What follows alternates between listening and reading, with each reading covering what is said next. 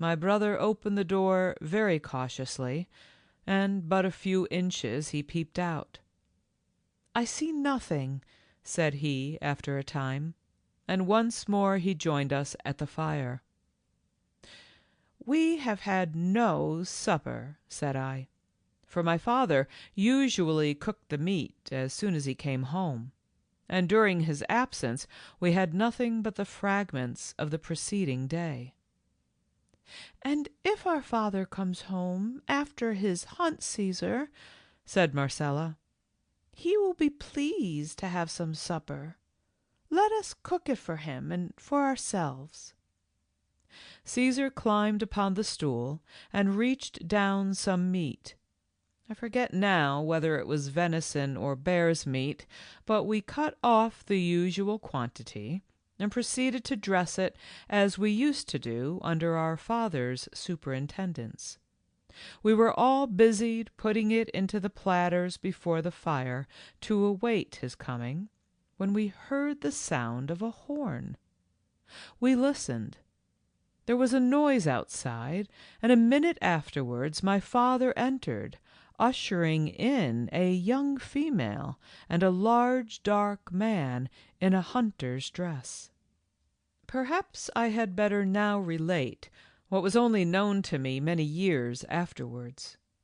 When my father had left the cottage, he perceived a large white wolf about 30 yards from him.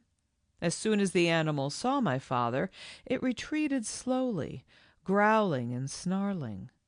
My father followed. The animal did not run, but always kept at some distance, and my father did not like to fire until he was pretty certain that his ball would take effect. Thus they went on for some time, the wolf now leaving my father far behind, and then stopping and snarling defiance at him, and then again, on his approach, setting off at speed. Anxious to shoot the animal, for the white wolf is very rare, my father continued the pursuit for several hours, during which he continually ascended the mountain. You must know that there are peculiar spots on those mountains which are supposed, and as my story will prove, truly supposed, to be inhabited by the evil influences. They are well known to the huntsmen, who invariably avoid them.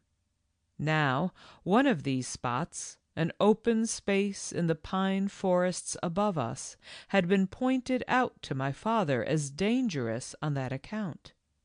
But whether he disbelieved these wild stories, or whether in his eager pursuit of the chase he disregarded them, I know not. Certain, however, it is that he was decoyed by the white wolf to this open space, when the animal appeared to slacken her speed. My father approached, came close up to her, raised his gun to his shoulder, and was about to fire when the wolf suddenly disappeared.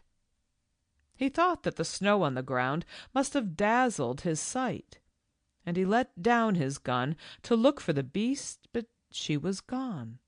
How she could have escaped over the clearance without his seeing her was beyond his comprehension. Mortified at the ill success of his chase, he was about to retrace his steps when he heard the distant sound of a horn.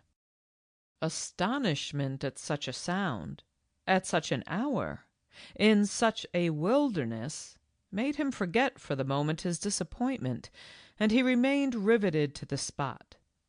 In a minute the horn was blown a second time, and at no great distance. My father stood still and listened. A third time it was blown. I forget the term used to express it, but it was the signal which, my father well knew, implied that the party was lost in the woods.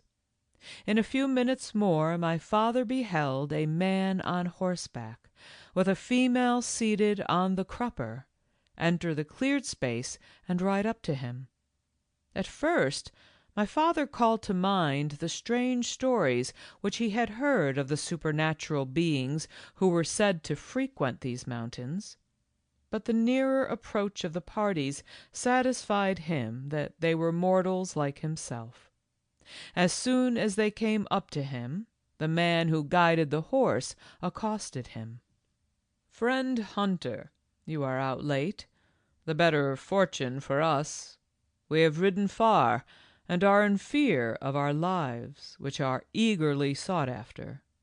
These mountains have enabled us to elude our pursuers, but if we find not shelter and refreshment, that will avail us little, as we must perish from hunger and the inclemency of the night. My daughter, who rides behind me, is now more dead than alive. Say, can you assist us in our difficulty?" "My cottage is some few miles distant," replied my father, "but I have little to offer you besides a shelter from the weather. To the little I have you are welcome. May I ask whence you come?" "Yes, friend, it is no secret now. We have escaped from Transylvania, where my daughter's honor and my life were equally in jeopardy." This information was quite enough to raise an interest in my father's heart. He remembered his own escape,